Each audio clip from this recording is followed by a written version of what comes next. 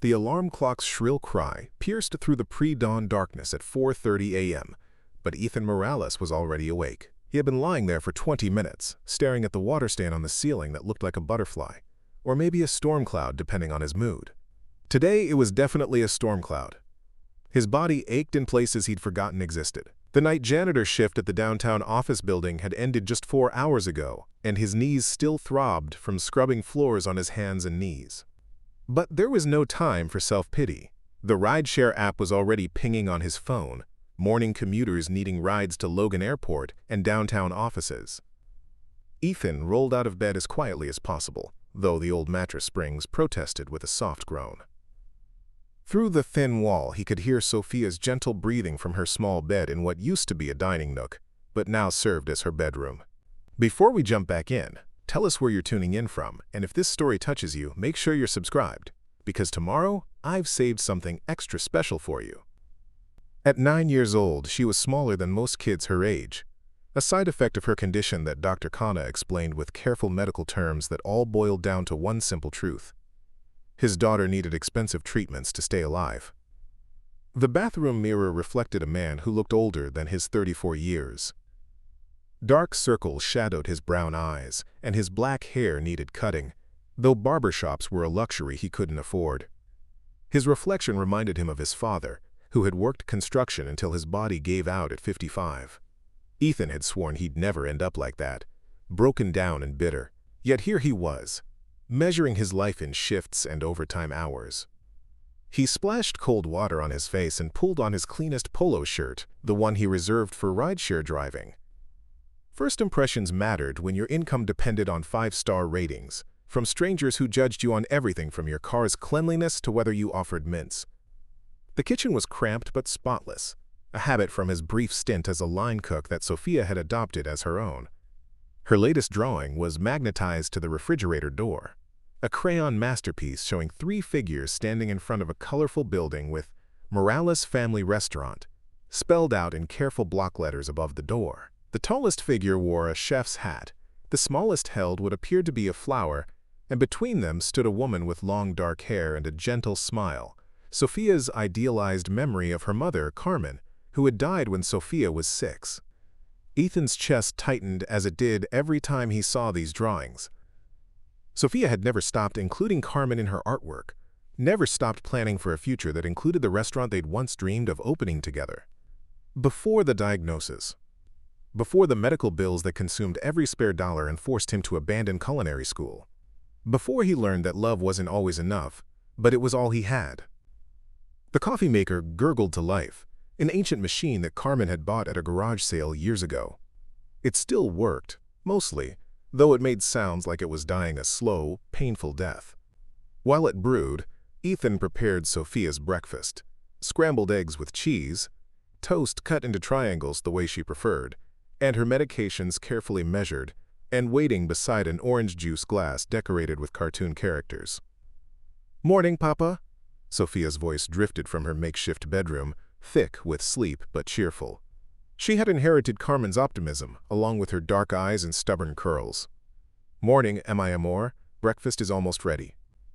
Sophia appeared in the doorway wearing her favorite pajamas, pink with unicorns that were starting to fade from too many washings. She was clutching her sketchbook, the one Dr. Khanna had suggested she use to express her feelings about her treatments. Instead, Sophia filled it with dreams.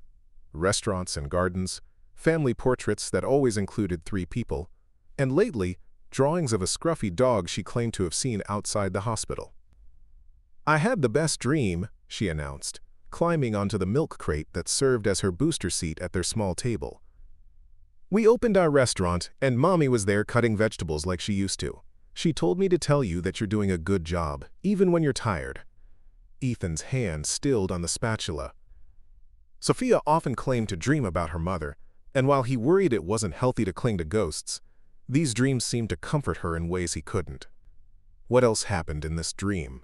There was a lady with sad eyes who came to eat alone, but after she tasted your food, she wasn't sad anymore. And there was a dog, the same one I keep seeing outside Dr. Khanna's office. "Can we get a dog, Papa?" "Dogs cost money we don't have right now, sweetheart." Sophia nodded solemnly, too wise for her age. "When we open the restaurant, then."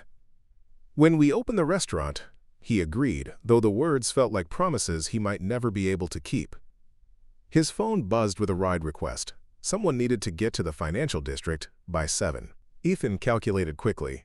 If he left now, he could complete 2 more rides before his 10 a.m. shift at Murphy's Diner, where he worked the breakfast rush as a short-order cook. "Teresa is coming to walk you to school," he said, referring to their neighbor who helped watch Sophia when his schedules overlapped. Teresa Alvarez was a retired nurse who had moved into their building 6 months ago. She had taken one look at their situation and appointed herself Sophia's honorary grandmother, despite Ethan's protests that he didn't need charity. "I know, Papa. And I know you'll pick me up after my appointment with Dr. Khanna." Sophia reached across the table and patted his hand with small fingers that were always slightly cold. Another side effect of her condition. "You always do." The simple faith in her voice nearly broke him. He kissed the top of her head, breathing in the scent of her strawberry shampoo. "I love you, mi vida." "Love you too, Papa. Drive safe."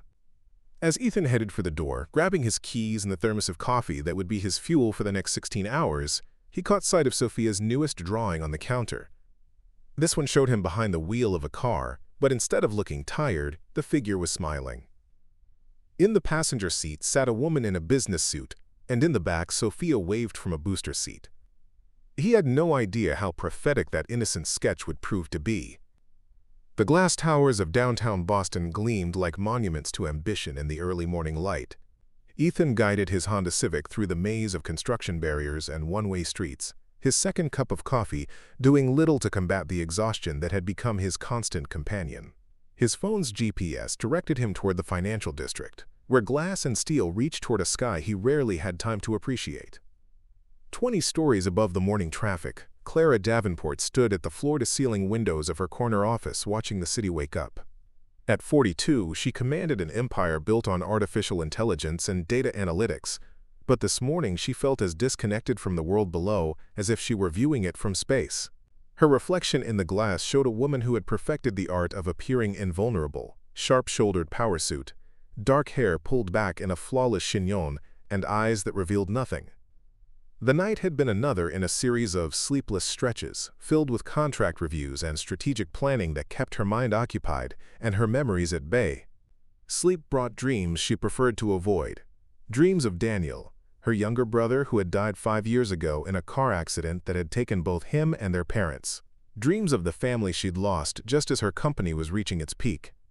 Clara's assistant had left at midnight, but the building's cleaning crew would be arriving soon. She barely noticed them anymore. Invisible workers who moved through her space like ghosts, removing evidence of her late nights and early mornings. They were as much a part of the building's infrastructure as the elevators and air conditioning, necessary but unremarkable. She didn't hear the knock on her office door, so when it opened slowly, she turned with the sharp efficiency of someone unused to being interrupted. "I'm sorry, ma'am. I thought the office was empty." The voice was quiet, respectful, with a slight accent that spoke of late nights learning English while working multiple jobs. Clara found herself face to face with a man who looked like exhaustion wearing a janitorial uniform. He was probably her age, though hard work had etched lines around his eyes that made him seem older. Despite his obvious fatigue, he held himself with a dignity that struck her as incongruous with his position. "You're not supposed to be in here while I'm working," she said, her tone automatically cold and dismissive. It was a reflex, the same voice she used with subordinates who wasted her time. "I know, ma'am. I can come back later." Ethan started to retreat, but something on her desk caught his eye. A framed photograph of Clara, with a young man who shared her dark eyes and sharp cheekbones. They were both laughing, caught in a moment of genuine joy that seemed foreign to the woman standing before him now. Clara noticed his glance and moved to block his view of the photo. "Is there something you need?" "Just to empty the trash and dust the surfaces. It'll only take a few minutes." Ethan's thermos was tucked under his arm. A battered metal cylinder with "World's Greatest Dad" emblazoned in fading letters across the side. Clara found her gaze drawn to that thermos despite herself. When was the last time she'd seen something so unabashedly sentimental? Her own coffee came in elegant ceramic cups bearing her company's logo, or from the high-end machine in her private kitchen that cost more than most people made in a month. "Fine, be quick about it." Ethan worked with practiced efficiency, emptying the wastepaper basket and wiping down surfaces with movements that spoke of countless similar offices cleaned in the dark hours when Boston's elite were safely home in their suburban mansions or downtown penthouses. He worked around her as if she were a piece of furniture, careful not to disturb her presence while ensuring every surface gleamed. As he dusted the bookshelf behind her desk, Clara found herself studying him with the same analytical attention she applied to quarterly reports. His uniform was clean but worn, pressed with care despite its obvious age. His hands moved with the precision of someone who had learned not to waste motion or time. "Do you have children?" The question escaped before she could stop it, prompted by the thermos he'd set carefully on the edge of her desk. Ethan paused, his cloth hovering over a crystal paperweight. Personal questions from clients were rare and usually unwelcome, but something in her tone suggested genuine curiosity rather than idle small talk. "A daughter," he said simply. "She's 9. And you work nights to provide for her?" "I work nights, days, and weekends to provide for her." There was no bitterness in his voice, just fact stated plainly. "She's sick. Needs treatments that cost more than I make at any one job." Clara felt something shift in her chest, a flutter of recognition she didn't want to acknowledge. What kind of treatments? Ethan looked at her directly for the first time, and she saw something in his eyes that reminded her of her own reflection in darker moments, the bone-deep weariness of someone carrying more than they could bear but refusing to set the burden down. "The kind that keep her alive," he said. The silence stretched between them like a bridge neither expected to cross. Clara felt the familiar walls rising in her chest, the same defenses that had protected her through 5 years of well-meaning condolences and business rivals who mistook grief for weakness. But something about this man's quiet dignity made her walls feel suddenly fragile. "I should let you get back to work," Ethan said, recognizing the conversation had ventured into territory neither of them was prepared to explore. He finished dusting and gathered his supplies with the same careful efficiency he'd shown throughout the encounter. As he reached the door, Clara found herself speaking again. "What's her name? Your daughter?" "Sophia." The way he said it transformed his entire face, exhaustion giving way to something that could only be described as radiance. "Sophia Maria Morales." After he left, Clara remained standing at her window, watching the sunrise paint the city in shades of gold and pink. For the first time in years, she found herself thinking about someone other than quarterly projections and market analyses. Somewhere in this sprawling city, a 9-year-old girl named Sophia was probably getting ready for school, unaware that her father had just reminded one of Boston's most powerful women what love looked like when it had nothing left to lose. Clara touched the photograph on her desk, the one of her and Daniel at his college graduation, both of them young enough to believe they had all the time in the world. Some loves, she thought, weren't strong enough to survive tragedy. Others apparently were strong enough to survive anything. The call came during Ethan's lunch break at Murphy's Diner, where he was wolfing down yesterday's leftover sandwich between orders. The number belonged to Sophia's school, and his heart immediately began racing in the familiar pattern of parental terror. "Mr. Morales? This is Principal Rodriguez." Sophia had a fainting episode in her classroom. "She's conscious now, but I think you should come get her and perhaps consider a visit to her doctor." The words hit him like ice water. Ethan was already untying his apron before the principal finished speaking. "I'll be there in 10 minutes. Murphy, the diner's gruff owner, who had hired Ethan despite his sporadic availability, took one look at his face and waved him toward the door. "Go! We'll manage the lunch rush." Ethan found Sophia sitting in the nurse's office, looking small and pale against the adult-sized chair. Her unicorn backpack was clutched in her lap, and she managed a weak smile when she saw him. "Hi, Papa. Sorry I scared everyone." The casualness in her voice, as if fainting at school was just another Tuesday inconvenience, nearly broke his composure. He knelt beside her chair, checking her over with the practiced eye of a parent who had become fluent in the language of his child's illness. "How do you feel now, mi amor?" "Tired. And kind of dizzy, but Mrs. Patterson was being really boring about fractions, so maybe that's why I fell asleep." Despite everything, Ethan smiled. Sophia's ability to find humor in the darkest moments was one of her superpowers, inherited from her mother, who had faced her own diagnosis with jokes and determination until the very end. The drive to Boston Children's Hospital was mercifully short, but every red light felt like an eternity. Sophia dozed against her booster seat, her sketchbook open on her lap to a drawing of what appeared to be a dog wearing a doctor's coat and stethoscope. Dr. Amir Khanna had been Sophia's primary physician for 3 years, ever since her diagnosis. He was a slight man in his 40s with kind eyes behind wire-rimmed glasses, and the rare gift of speaking to children as equals rather than patients. His office walls were covered with drawings from young patients, artwork that served as both decoration and testament to the lives he'd helped save. Her blood work shows some concerning changes, Dr. Khanna explained after examining Sophia, who was now in the waiting room coloring with the hospital volunteers. Nothing immediately dangerous, but her body is showing signs of stress that we need to address. Ethan rubbed his face with hands that smelled like industrial soap and French fry oil. What kind of treatment are we talking about? A new medication protocol that should help stabilize her levels. The good news is that we've had excellent results with other patients. The challenging news is that it's not covered by your insurance plan. The words hung in the air between them like a challenge. Ethan had become an expert at the cruel mathematics of medical care, calculating the cost of keeping his daughter alive against his ability to work enough hours to pay for it. How much? $1,500 a month for the first 6 months, then we can reassess. $1,500. Nearly half of what Ethan made in a good month, working 3 jobs and sleeping in 4-hour shifts. He stared at his hands, trying to calculate how many more hours he could possibly work without collapsing entirely. Dr. Khanna leaned forward, his voice gentle but firm. Ethan, I need to be honest with you about something else. You look terrible. When was the last time you had a full night's sleep? Or a regular meal? I eat. Leftover French fries and diner coffee don't constitute proper nutrition. Sophia needs you healthy, not heroic. There are programs that can help. I don't take charity. The words came out harsher than Ethan intended.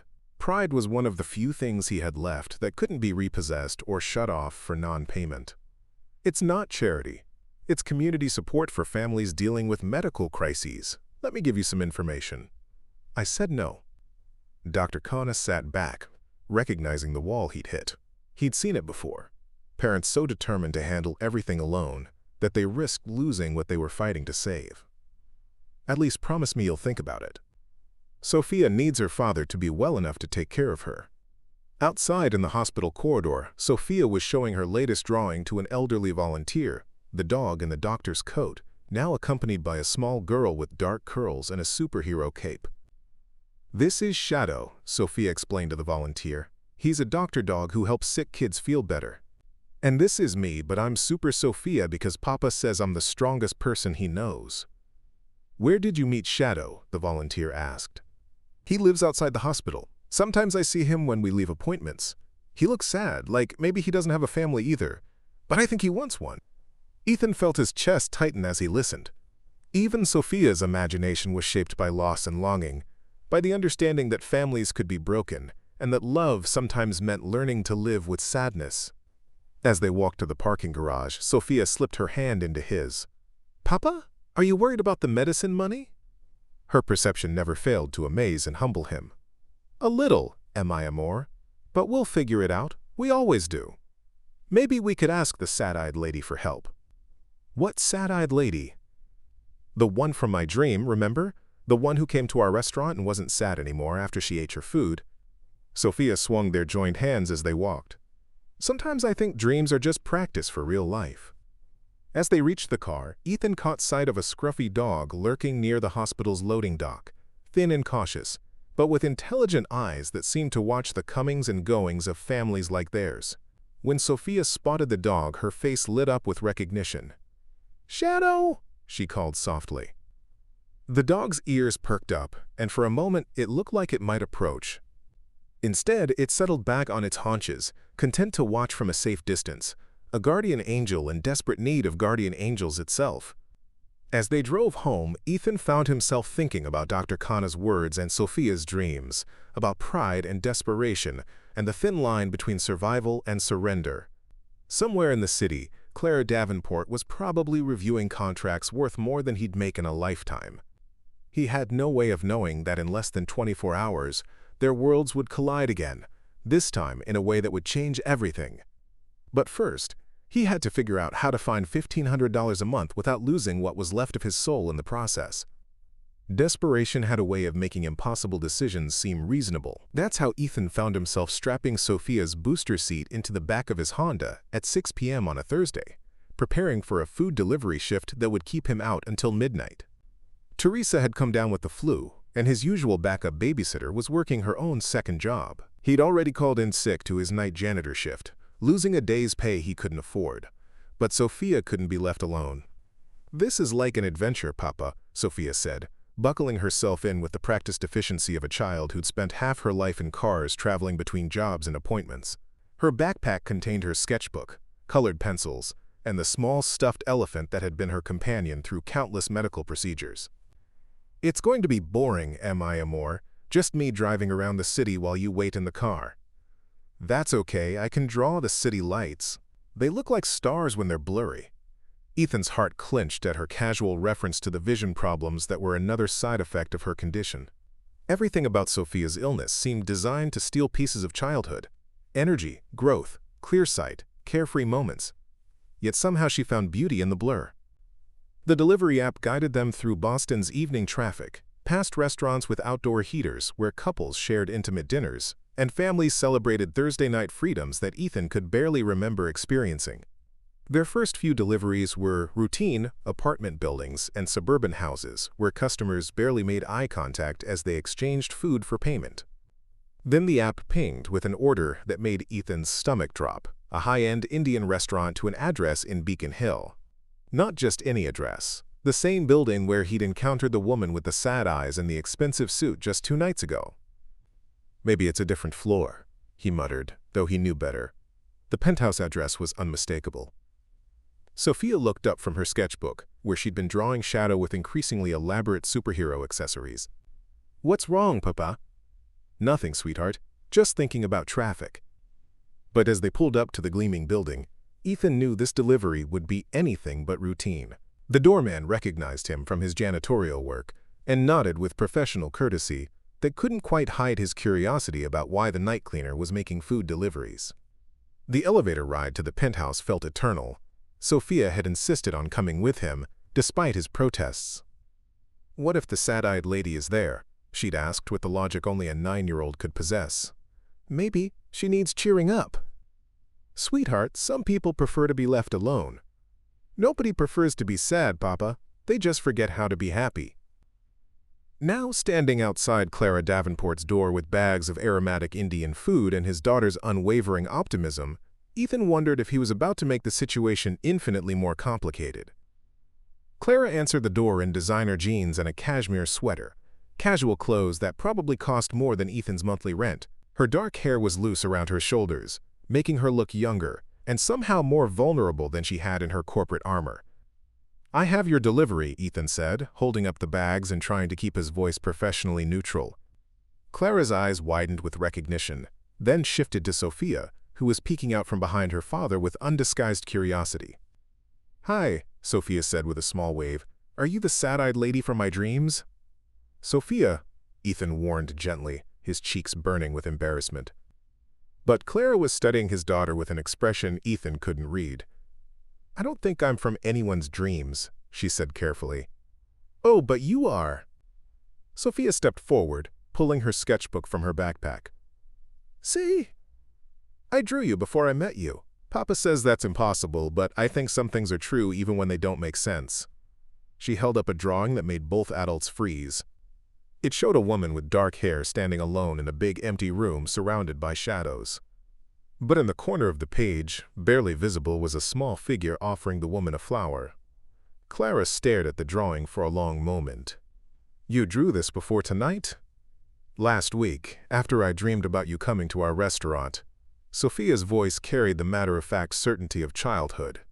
"In the dream you were really hungry, but not for food, so Papa made you something special that filled up the empty place in your stomach." Ethan wanted to disappear. His daughter's uncanny perceptions were often unsettling, but never more so than when she was reading strangers with the accuracy of someone twice her age. "I should let you get back to your evening," he said, setting the bags down by Clara's door. But Clara was still looking at Sophia, something shifting in her expression like ice beginning to crack. "What kind of restaurant do you and your father have?" Preparing and narrating this story took us a lot of time, so if you are enjoying it, subscribe to our channel, it means a lot to us. Now back to the story. "We don't have one yet," Sophia explained, "but we will someday. Papa used to cook at fancy places before I got sick. Now he cooks at a diner and cleans offices and drives people around. But someday we'll have our own place where families can come eat together." The silence stretched between them, filled with everything none of them knew how to say. Clara looked from Sophia to Ethan, seeing him clearly for the first time, not as an invisible worker or a random delivery driver, but as a father carrying the weight of impossible circumstances with quiet grace. "The food smells wonderful," she said finally. "Papa says good food is like a hug for your stomach," Sophia offered. "And everyone needs hugs, even if they don't know it." Clara's carefully constructed composure wavered. "Your daughter is very wise." "Too wise sometimes," Ethan said, though his voice was warm with pride. As they waited for the elevator, Sophia turned back to Clara, who was still standing in her doorway holding the bags of food. "Don't eat alone," Sophia called out. "Food tastes better when you share it with someone, even if it's just a picture or a memory." The elevator doors closed before Clara could respond, but through the gap, Ethan caught a glimpse of her face, a mask finally beginning to slip, revealing something raw and human underneath.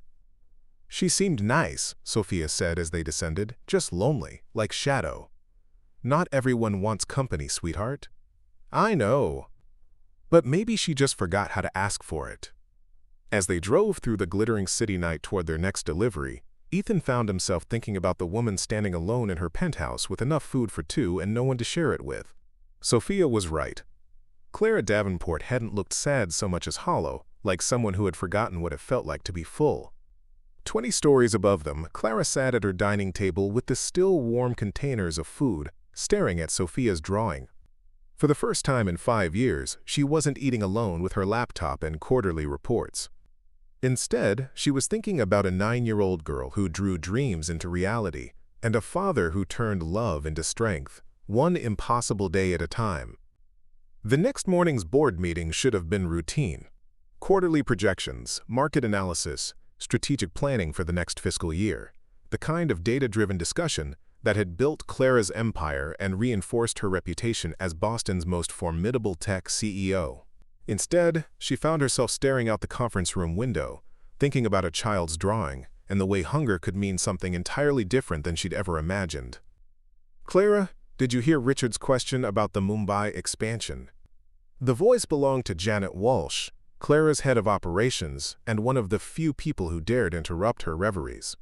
Around the mahogany table, 8 executives waited with the patient attention of people accustomed to their leaders' analytical silences. "I'm sorry. Could you repeat the question?" Richard Cole, her CFO, leaned forward with the predatory smile he'd perfected during 20 years of corporate warfare. At 55, he was old enough to remember when Clara had been just another ambitious programmer with more ideas than funding. His loyalty to her success was unwavering, but so was his belief that sentiment was the enemy of profit.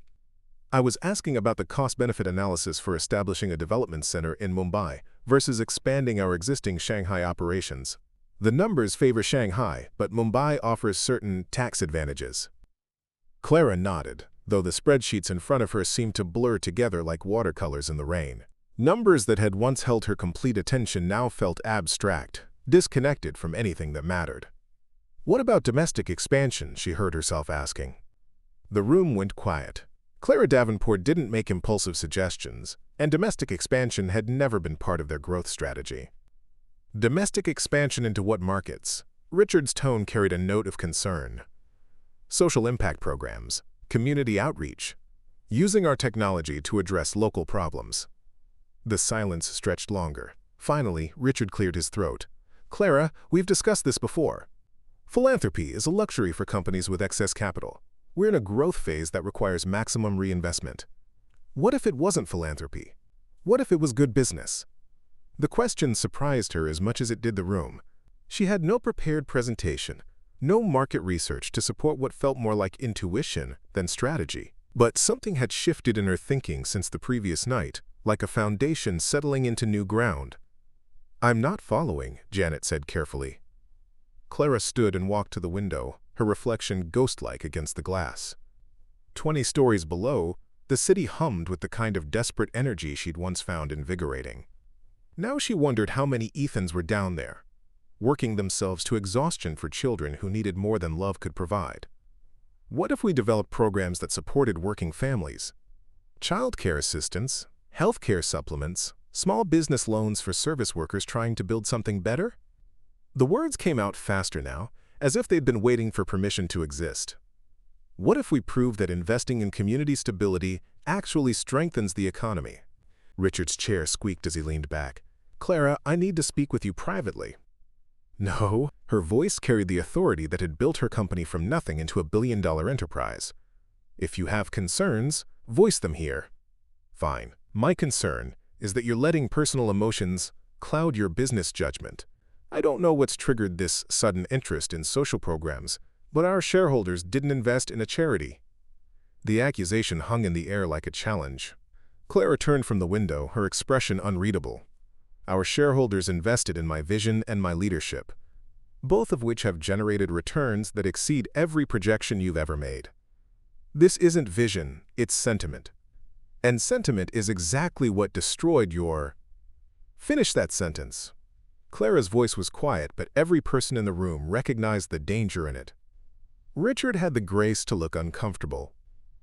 He'd been about to reference her family's accident, the tragedy that had nearly derailed her company during its most crucial growth period. It was the kind of low blow that corporate warfare sometimes demanded, but Clara's track record since then had made such attacks seem petty rather than strategic. "I'm simply saying that emotional decision-making isn't your strength," he said instead. "Data-driven analysis is.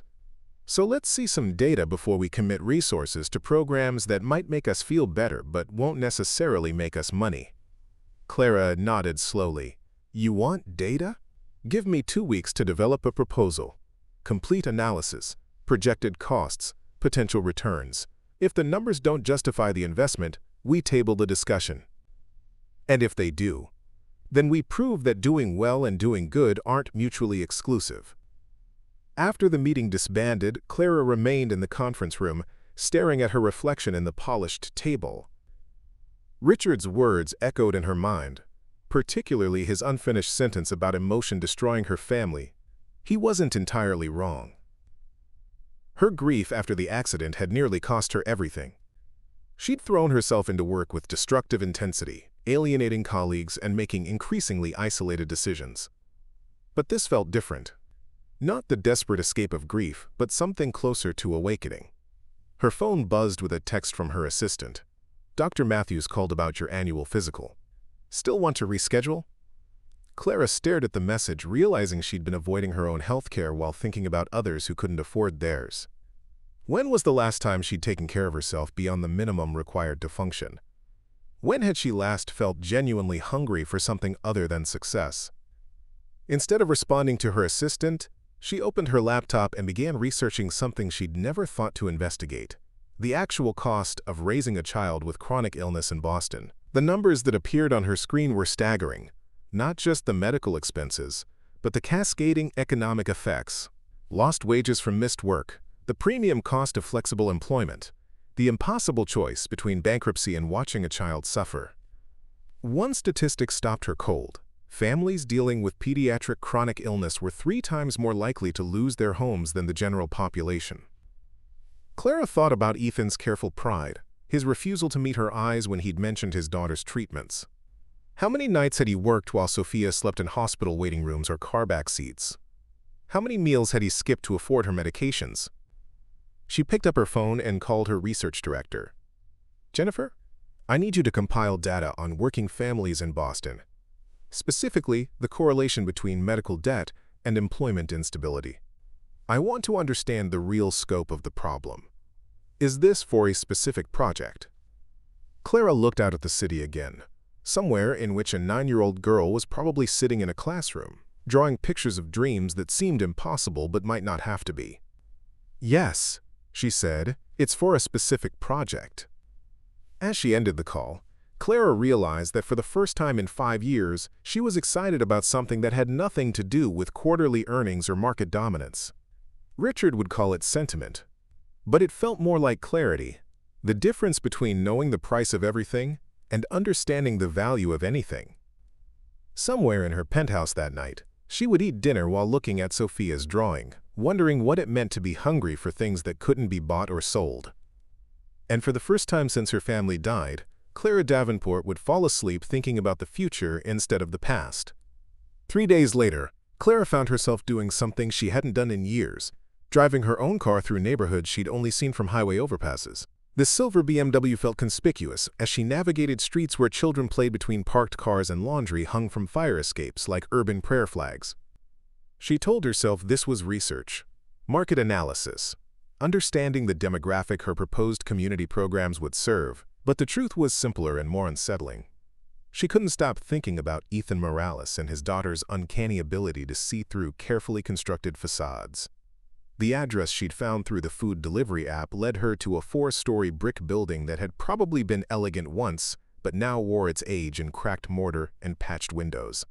The neighborhood wasn't dangerous, just tired, the kind of working-class area where people did their best with what they had and pretended not to notice when it wasn't enough. Clara parked across the street, feeling ridiculous. What was she doing here? What did she hope to accomplish by spying on a man whose only crime was delivering her dinner while trying to keep his daughter alive? The answer came when she saw them. Ethan emerged from the building carrying a laundry basket, Sophia skipping beside him with her ever-present sketchbook. Even from a distance, Clara could see the careful choreography of their interaction, the way he automatically shortened his stride to match hers, how she stayed close enough to grab his arm if dizziness struck, the practiced efficiency of two people who had learned to navigate the world as a team. They walked 3 blocks to a laundromat where Sophia spread her drawings across a folding table while Ethan sorted clothes. Through the large windows, Clara watched this mundane domestic ballet and felt something crack open in her chest. When was the last time she'd done her own laundry? When had she last sat in a public space, surrounded by the ordinary rhythms of other people's lives? After the laundromat, they walked to a small diner, not the upscale establishment where Ethan worked, but the kind of neighborhood place that served coffee in thick ceramic mugs and offered free refills without being asked. Clara waited until they were seated at a window booth before entering, choosing a table in the back where she could observe without being noticed. The usual Han. The waitress was probably 60, with kind eyes and comfortable shoes. She ruffled Sophia's hair with casual affection.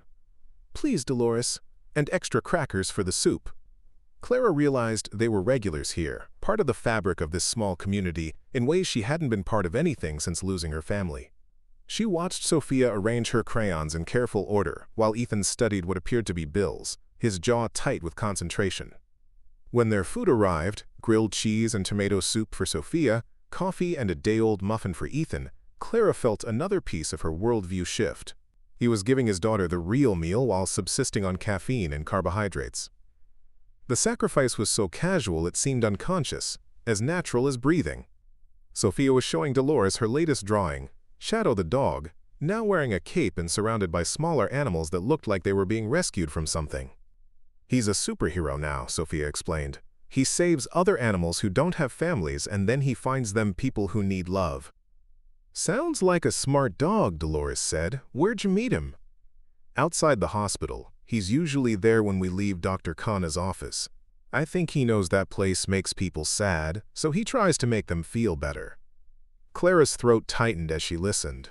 Even Sophia's fantasies were shaped by loss and the desire to heal it. How much sadness had this child absorbed? How much adult worry had she internalized while pretending to be carefree? When they finished eating, Ethan counted out exact change, adding a tip that was probably more than he could afford but less than the service deserved. They gathered their things with the unhurried efficiency of people who had nowhere urgent to be but couldn't afford to waste time. As they prepared to leave, Clara made an impulsive decision. She approached the waitress and discreetly handed her 2 $20 bills. "For the father and daughter who just left. Tell them someone was grateful for their kindness, but don't say who." Dolores looked at the money, then at Clara's expensive clothes and careful makeup. That's real nice of you, but they didn't do anything special. Just had lunch like everybody else." Sometimes existing with grace is the most special thing someone can do. Outside, Clara followed at a distance as they made their way back toward their building.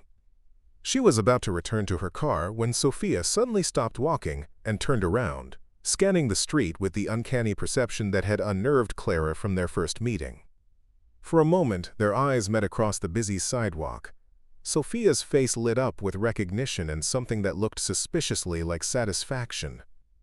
"Papa," she said, tugging on Ethan's sleeve, "the sad-eyed lady is here." Ethan turned, his expression cycling through surprise, confusion, and something that might have been embarrassment. Clara felt exposed, caught in an act of voyeurism she couldn't adequately explain. Sophia waved with unself-conscious friendliness. "Hi! Did you come to see our neighborhood?" Clara found herself crossing the street before her rational mind could intervene. "I was. In the area. Business." Ethan's eyes narrowed slightly. "Business in Southie?" The neighborhood nickname sounded different in his voice. Not dismissive, but protective. Clara realized her presence here could only seem intrusive. A wealthy woman slumming in their reality for reasons she couldn't even articulate to herself. "I'm developing some community programs," she heard herself saying. "I wanted to understand the actual needs of working families." "Ah." Ethan's tone was carefully neutral. "And what did you learn?" Clara looked at him, really looked, and saw past the polite deference to the intelligence and pride underneath. This man wasn't a case study or a demographic. He was someone who had built a life out of impossible circumstances and maintained his dignity while doing it. "I learned that I don't understand anything," she said honestly. Sophia stepped closer, studying Clara with the intensity she usually reserved for her art. "Are you still hungry?" "I'm sorry?" "In your stomach, heart. That's what I call the place that food can't fill up. Are you still hungry there?" Clara felt tears threatening, an embarrassing display of emotion she hadn't experienced in public for years. "Yes," she whispered. "I think I am." Sophia nodded as if this confirmed something important. "Papa knows how to cook for that kind of hunger. Maybe someday you could come to our restaurant and he could make you something special." "Sophia," Ethan warned gently. "It's okay, Papa. Some people just need to be invited before they know they want to come." As Clara drove home through the city traffic, she found herself thinking about invitation and isolation, about the difference between being alone by choice and being alone by habit. She thought about Dolores's casual kindness and Sophia's supernatural empathy, about the way Ethan had stood on that sidewalk like a guardian, protecting something precious. That night, she called her research director back. "Jennifer, expand that study. I want to know everything, not just the statistics, but the human cost. And I want solutions, not just problems." "How deep do you want me to go?" Clara looked at Sophia's drawing, still propped against the lamp on her dining table. Deep enough to matter. For the first time in years, Clara Davenport was hungry for something she couldn't buy, and beginning to understand that the best things in life weren't for sale anyway. The call came on a Tuesday morning while Ethan was juggling breakfast preparations and Sophia's medication schedule. Unknown number, professional tone, the kind of call that usually meant bad news or bill collectors. "Mr. Morales, this is Catherine Mills, assistant to Clara Davenport. Ms. Davenport would like to meet with you this afternoon regarding a potential employment opportunity." Ethan nearly dropped Sophia's orange juice. "I'm sorry, what?" "Could you be available at 2 p.m.? The address is—" "Wait," Ethan set down the juice carefully, his mind racing. "What kind of employment opportunity?" "Ms. Davenport will explain the details in person. She asked me to mention that this would be a full-time position with benefits and competitive compensation." After hanging up, Ethan stared at his phone like it might provide additional answers. Sophia looked up from her cereal, reading his expression with her usual uncanny accuracy. "Good news or worried news, Papa?" "I don't know yet, my amor." The Davenport Industries building gleamed like a monument to success in downtown Boston's financial district. Ethan felt underdressed despite wearing his best khakis and the button-down shirt he reserved for parent-teacher conferences. The security guard directed him to the executive floor, where floor-to-ceiling windows offered views that probably cost more per square foot than he'd ever imagined. Clara's office was a study in controlled elegance, modern furniture, abstract art, and a coffee machine that looked like it belonged at a museum. She stood when he entered, extending her hand with the practiced grace of someone accustomed to commanding rooms. "Thank you for coming. Please, sit." She gestured toward a seating area that was probably worth more than his annual income. Ethan perched on the edge of a leather chair that was almost too comfortable, hyper-aware of everything from his scuffed shoes to the way the afternoon light revealed every line of exhaustion on his face. "I'll be direct," Clara said, settling across from him. "I need a private chef. Someone to prepare meals in my home, manage my dietary requirements, occasionally handle small dinner parties. The position would pay $60,000 annually, plus health insurance for you and Sophia, and performance bonuses." The numbers hit him like physical blows. $60,000 was more than he'd made in his best year, and health insurance alone would solve half his problems. But the offer felt too good to be true, which in his experience meant it usually was. "Why me?" Clara's composed expression flickered for just a moment. "You have professional culinary training, references from your previous positions, and you understand the importance of discretion. So do a lot of chefs who aren't working 3 jobs to stay afloat." The honesty in his voice seemed to surprise her. "Fair point. The truth is, I was impressed by your work ethic and your character." "My character?" Ethan couldn't keep the skepticism out of his voice. "You've met me 3 times, and one of those was while I was emptying your trash." Clara stood and walked to her window, her reflection ghost-like against the glass. "Sometimes 3 meetings are enough to see what matters. You work multiple jobs without complaint. You carry yourself with dignity, despite circumstances that would break most people. And you're raising a remarkable daughter, under conditions that would excuse almost any failure. This isn't charity, is it?" The question came out harder than he intended. "It's a job offer, one that happens to benefit both of us." Ethan studied her profile, looking for tells. He'd learned to read people quickly: customers, employers, anyone whose mood might affect his livelihood. Clara Davenport was harder to read than most, but something in her posture suggested vulnerability beneath the corporate armor. "What aren't you telling me?" She turned from the window, and for a moment her mask slipped entirely. "I eat alone every night in a house that's too big for one person. I haven't cooked a real meal or shared one with another human being in 5 years. I've forgotten what food tastes like when it's prepared with care instead of corporate efficiency." The confession hung between them like a bridge neither was sure they wanted to cross. "You want me to cook for you?" "I want someone to remind me what it feels like to be human." Ethan felt something shift in his chest. Recognition, maybe, or understanding. He'd spent so long focused on survival that he'd forgotten about living. Maybe Clara had done the same thing, just with different resources. "I'd want Sophia to be able to visit sometimes, after school, when she's not feeling well. I can't afford a babysitter on top of everything else. The house has plenty of space. She'd be welcome. And if this doesn't work out, if you decide you want someone more polished." Clara's smile was the first genuine one he'd seen from her. "Mr. Morales, I haven't had a real conversation with another human being in months. You and your daughter have reminded me that I'm more than just a profit margin and a stock price. I think we can make this work." That evening, Ethan sat at their small kitchen table with Sophia, trying to explain an opportunity that still felt surreal. "So the sad-eyed lady wants you to cook for her?" Sophia was adding details to her latest drawing. Shadow the dog now had a whole pack of rescued animals following him. "Every day. In her house, for enough money that you could have your treatments without me working nights." Sophia looked up from her drawing, studying his face with the intensity that always made him feel transparent. "But you're scared." "A little. It's a big change." "Good scared or bad scared?" Ethan considered the question. Good scared felt like standing at the edge of possibility. Bad scared felt like the phone calls from debt collectors and the moments when Sophia's fever spiked beyond his ability to help. "Good scared, I think." Sophia nodded and returned to her drawing. "She needs someone to take care of her, like how you take care of me, but different." "What do you mean?" "You take care of my body so it stays strong, but her heart is sick, and she doesn't know how to make it better. Cooking is like medicine for hearts, isn't it?" Ethan stared at his daughter, wondering how someone so young could see so clearly what adults missed entirely. Clara Davenport had everything money could buy, but Sophia was right. She was sick in ways that had nothing to do with her body. "So I should take the job?" "Papa, sometimes dreams come true, but they look different than what we expected." Sophia held up her drawing, now showing Shadow and his animal friends gathered around a large house, with warm light spilling from the windows. Maybe our restaurant isn't a building. Maybe it's wherever you cook with love. That night, Ethan called Clara and accepted the position. As he hung up the phone, he felt something he hadn't experienced in years.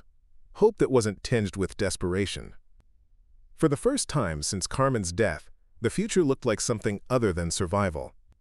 But in the back of his mind, he wondered what Richard Cole and the corporate world would think of Clara's decision to hire a janitor as her personal chef. Some changes, he suspected, came with costs that weren't immediately visible.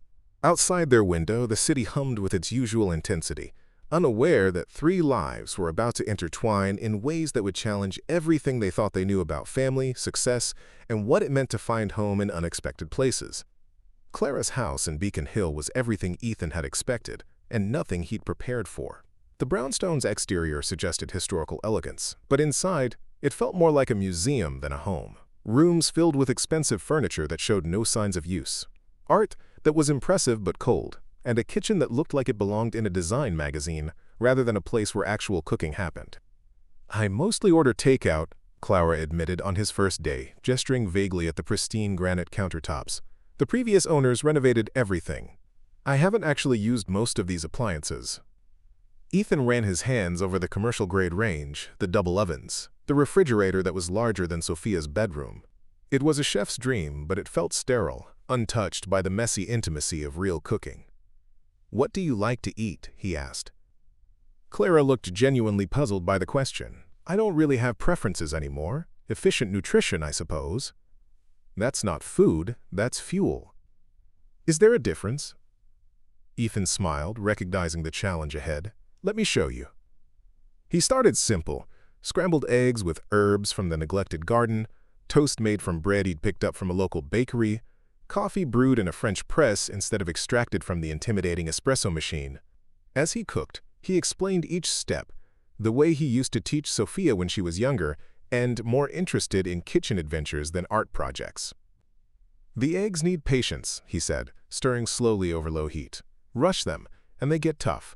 But give them time, and they become something completely different." Clara watched from the breakfast bar, her usual corporate armor replaced by jeans and a sweater that made her look younger, more approachable. Is this some kind of metaphor? Sometimes food is just food, but sometimes it's everything else too.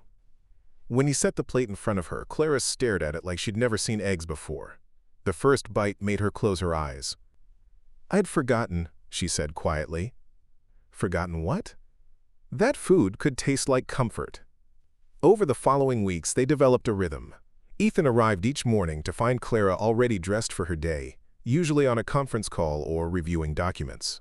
He'd prepare her breakfast and pack a lunch that was actually worthy of the name, rather than the protein bars and meal replacement shakes she'd been surviving on. Sophia joined them most afternoons, setting up her art supplies at the kitchen island while Ethan prepared dinner. Clara had initially seemed nervous around children, but Sophia's matter-of-fact acceptance of their arrangement gradually wore down her defenses. "Why don't you have pictures of people?" Sophia asked one afternoon, looking around the living room with its carefully curated but impersonal decor.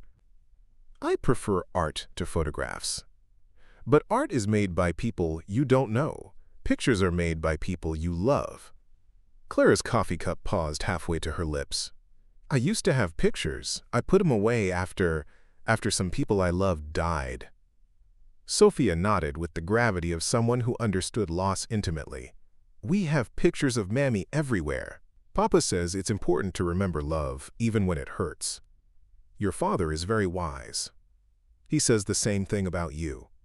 Clara glanced toward the kitchen where Ethan was preparing what had become their evening routine, a proper dinner shared at the table instead of eaten standing over the sink or in front of a computer screen. "What else does your father say about me?" Sophia considered the question seriously.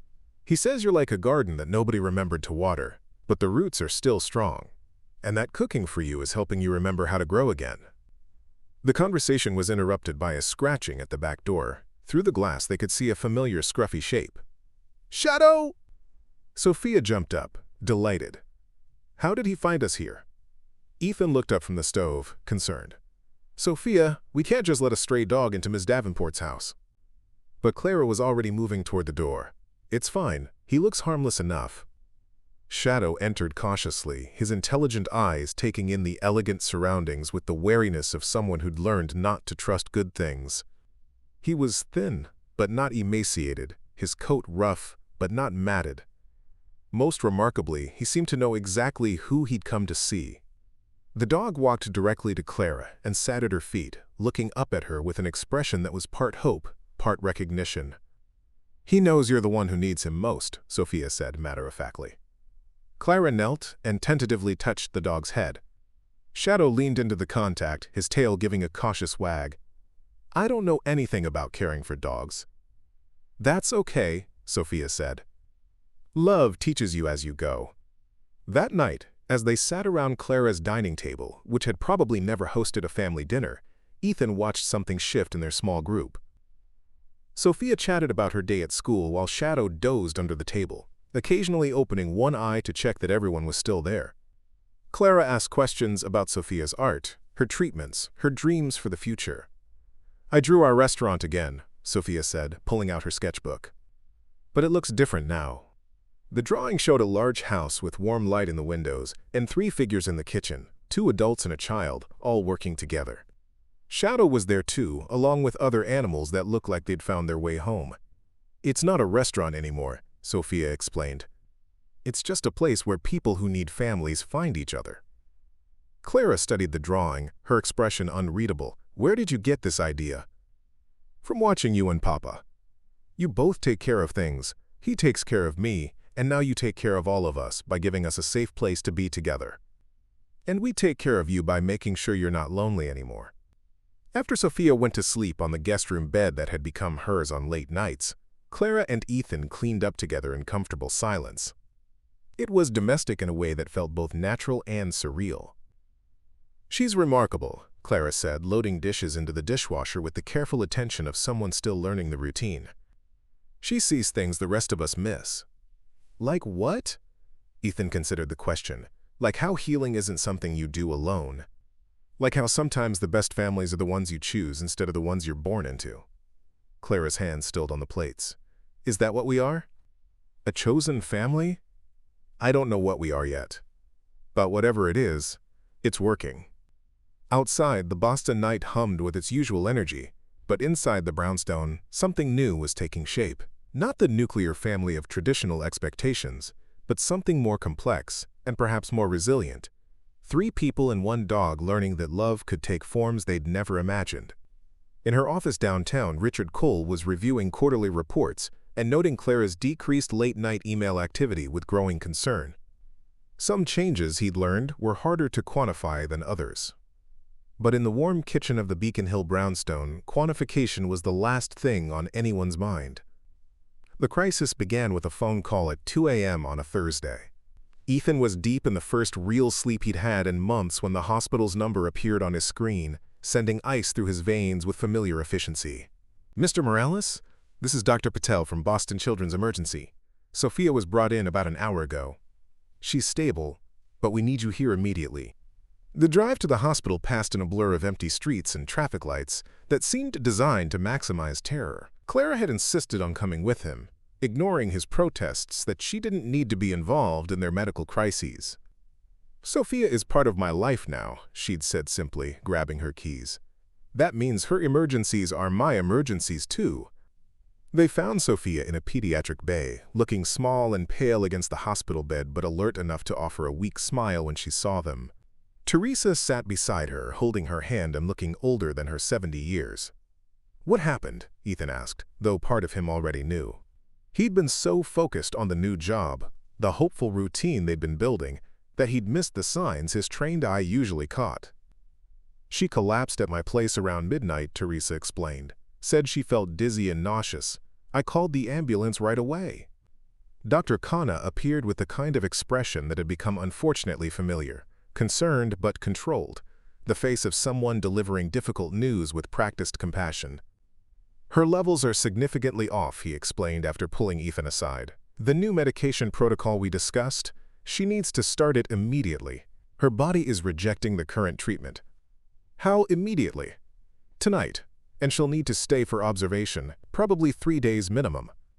Ethan felt the familiar weight of impossible mathematics settling on his shoulders. 3 days in the hospital meant 3 days away from work, which meant lost income at the worst possible time. He'd used most of his emergency fund on the deposit for their new arrangement with Clara, betting everything on stability that now seemed as fragile as Sophia's small body. "I can cover the medication costs," Clara said quietly. She'd been listening from just outside the conversation, her face pale but determined. "No." The word came out harsher than Ethan intended. "This isn't your responsibility. But it could be, if you let it be. I don't take charity." "This isn't charity. This is family taking care of family." The word hung between them like a challenge. Family. They'd been dancing around it for weeks. This indefinable thing they'd become. But family meant obligation, commitment, the kind of vulnerability that terrified Ethan almost as much as losing Sophia. Dr. Khanna cleared his throat. "I'm going to give you some time to discuss this. But Sophia needs that medication tonight." As they stood in the fluorescent-lit hallway, surrounded by the controlled chaos of a children's hospital at night, Ethan felt everything he'd built threatening to collapse again. Not just the financial stability, but the hope that had been growing like a tender plant in unexpected soil. "I can't ask you to pay for my daughter's medical care." "You're not asking, I'm offering." "You don't understand. This isn't a one-time thing. Sophia is going to need expensive treatments for the rest of her life. I can't let you sign up for that." Clara's expression shifted, something harder settling in her features. "What if I told you I understand better than you think?" "What do you mean?" "My brother Daniel, he had a condition that required ongoing treatment. My parents couldn't afford it, so they made choices. Terrible choices that probably shortened his life." Her voice was steady, but Ethan could see the cost of the admission. "I swore that if I ever had the resources, I'd never let money determine someone's medical care again." "Clara, Daniel would have been 28 this year. He loved to draw. Like Sophia, he used to say that art was just hope made visible." The revelation hung between them, reshaping everything Ethan thought he knew about her motivations. This wasn't charity or pity. This was penance, and perhaps healing. Before he could respond, his phone rang. Unknown number, but he recognized the voice immediately. "Mr. Morales, this is Richard Cole, CFO of Davenport Industries. I need to speak with you about your employment situation." Ethan's stomach dropped. "I'm at the hospital with my daughter." "This won't take long. I'm afraid there's been a development regarding your position. Ms. Davenport's decision to hire you has raised some concerns with our board of directors. Questions about judgment, about mixing personal and professional relationships. I work in her home, not for the company. Nevertheless, her reputation affects our business partnerships. I'm calling to offer you a severance package. 6 months, salary, immediate health insurance continuation, and a letter of recommendation. All you need to do is resign your position and agree not to discuss the terms of your employment." Ethan looked through the window at Sophia, who was showing Clara something in her sketchbook despite the IV in her small arm. Clara was leaning in close, listening with the focused attention she usually reserved for board meetings. "And if I don't resign? Then I'm afraid we'll have to take measures to protect the company's interests. Background checks can reveal all sorts of interesting information, Mr. Morales. Immigration status, tax history, previous employment records that might not reflect well on someone working in such close proximity to one of Boston's most prominent businesswomen." The threat was delicately delivered, but unmistakable. Richard Cole had done his homework and found leverage. "I need time to think about it." 24 hours. After that, the offer expires. As Ethan hung up, Clara approached, her expression immediately reading the stress on his face. "What's wrong now?" "Your CFO wants me gone, and he's not asking nicely." Clara's jaw tightened. "Richard has no authority over my personal staff." He made it sound like he has authority over everything. For a moment, Clara looked every one of her 42 years. He might. If the board decides I'm making too many emotional decisions, they could call for a vote of no confidence. Which means I could lose control of my own company. They stood in the hospital hallway, both of them understanding that the stakes had just escalated beyond Sophia's medical needs. This was about power, control, and whether love could survive in a world that measured everything by profit margins. Maybe I should take his offer, Ethan said quietly. No. Clara's voice carried the authority that had built her empire. I've spent 5 years making decisions based on fear. I'm not starting again now. This could destroy everything you've worked for. And walking away could destroy everything we've built together. She looked back toward Sophia's room, where their daughter, because somehow she had become that, was drawing pictures of dogs and families and dreams made visible. Some things are worth the risk. As they walked back into Sophia's room, Ethan realized that the real challenge wasn't Richard Cole or the board of directors. It was learning to trust that love could be stronger than the forces trying to tear it apart. But first, they had to get through the night. The boardroom at Davenport Industries had never felt more like a battlefield. Clara sat at the head of the mahogany table, facing 12 executives whose expressions ranged from concerned to openly hostile. Richard Cole had called an emergency meeting, ostensibly to discuss, quote, recent leadership decisions that may impact company stability. But Clara knew this was about more than business. This was about whether love could survive in a world that measured everything by quarterly profits. The issue, Richard was saying, his voice carrying the practiced authority of someone accustomed to corporate warfare, is perception. Our clients expect a certain level of professional distance from their CEO. Personal entanglements raise questions about judgment. Personal entanglements? Clara's voice was dangerously quiet. You mean my employment of a qualified chef who happens to be a single father? I mean your emotional investment in people who have no connection to this company's success. Around the table, heads nodded with varying degrees of enthusiasm. Clara recognized the political calculus. Some genuinely agreed with Richard. Others were simply protecting their own interests. Let me tell you about success, Clara said, standing and walking to the window that overlooked the city. Somewhere down there, Ethan was probably sitting in Sophia's hospital room, holding his daughter's hand while she slept off the effects of her new medication. The medication Clara had paid for without hesitation, because that's what family did. 5 years ago, this company nearly collapsed when I lost my family. I threw myself into work with destructive intensity, alienating colleagues and making increasingly isolated decisions. You all know this story. It's become part of company folklore, the brilliant CEO who almost destroyed her empire with grief. She turned back to face the room. What you don't know is that I've been dying by degrees ever since. Oh, the company recovered. Profits soared. Stock prices reached record highs. But I became a ghost in my own life, existing only in conference rooms and quarterly reports. Clara, Richard started, but she held up a hand. 3 weeks ago, I met a man who works 3 jobs to keep his daughter alive. A 9-year-old girl who draws pictures of dreams and sees possibilities where adults only see problems. A family that functions on love instead of leverage, who've taught me that real success isn't about what you accumulate, it's about what you nurture. Janet Walsh, head of operations, leaned forward. What are you saying exactly? I'm saying that Ethan Morales and his daughter have reminded me why this company exists. Not to generate profits for shareholders, but to create technology that improves lives. Not to dominate markets, but to solve problems that matter. Clara opened her laptop and pulled up the presentation she'd been working on for days. Which brings me to my proposal. The screen filled with data.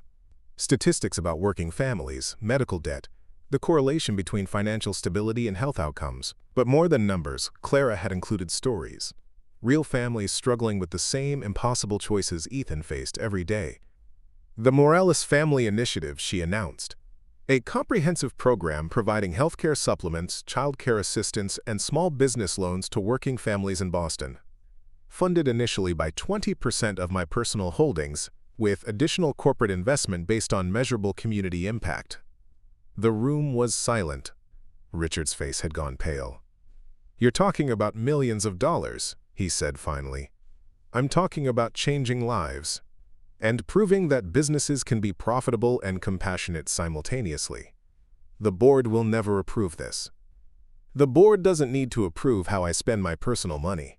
And if they can't see the long-term value of community investment, then maybe I'm sitting at the wrong table. The threat hung in the air like a challenge. Clara Davenport could walk away from her own company, take her vision and her resources elsewhere. They all knew it. Over the next hour, the discussion grew heated. Arguments about fiduciary responsibility, market positioning, the dangers of emotional decision-making. But Clara had spent 5 years learning to speak their language, and she used every weapon in her considerable arsenal. When the vote came, it was closer than Richard had expected. 7 in favor of supporting Clara's initiative, 5 opposed. Not a ringing endorsement, but enough. As the executives filed out, Richard lingered behind. "This isn't over," he said quietly. "Personal charity projects don't build empires." "You're right," Clara replied. "They build something better. They build legacy." That evening, Clara drove to the hospital, carrying takeout from the Indian restaurant where their story had first intersected. She found Ethan asleep in the chair beside Sophia's bed, his hand resting protectively on his daughter's arm. Sophia was awake, working on a new drawing despite the IV lines. She looked up when Clara entered, her face lighting up with the uncomplicated joy that had become Clara's favorite sight in the world. "Hi, I'm feeling much better. The new medicine tastes like strawberries." "That's wonderful news." Clara set down the food and looked at Sophia's latest creation. "What are you drawing this time?" "Our restaurant. But it's different again." The picture showed a large building with multiple rooms. A kitchen where 2 adults cooked together, a dining area filled with families, a garden where children played with dogs, and in the corner, an office where a woman in a business suit worked on a computer while being surrounded by love instead of isolation.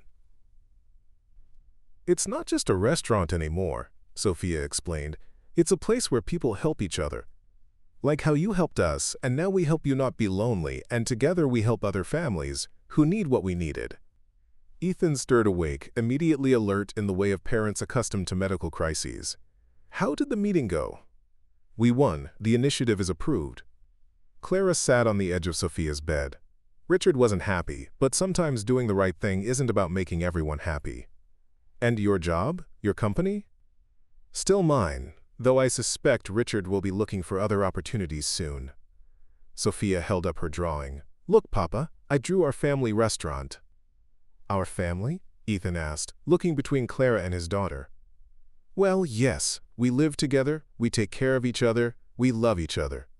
That's what families do, right?" Clara felt tears threatening, happy tears this time. "Right, that's exactly what families do." As they shared dinner from containers spread across the hospital tray table, Shadow curled up on the guest chair that the nurses had pretended not to notice, Clara realized that Sophia had been right all along. Dreams did come true, just not in the ways you expected. Their restaurant wasn't a building, it was wherever love gathered around a table.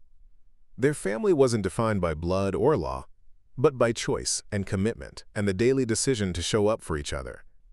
Outside, Boston hummed with its usual ambitious energy, but inside room 314 of Boston Children's Hospital, a new kind of success was being born, one measured not in quarterly profits, but in the quiet miracle of 3 hearts learning to beat in rhythm.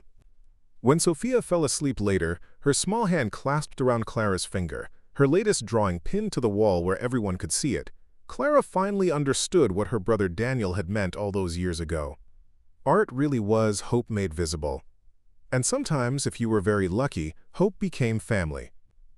Up next, you've got 2 more standout stories right on your screen. If this one hit the mark, you won't want to pass these up. Just click and check them out.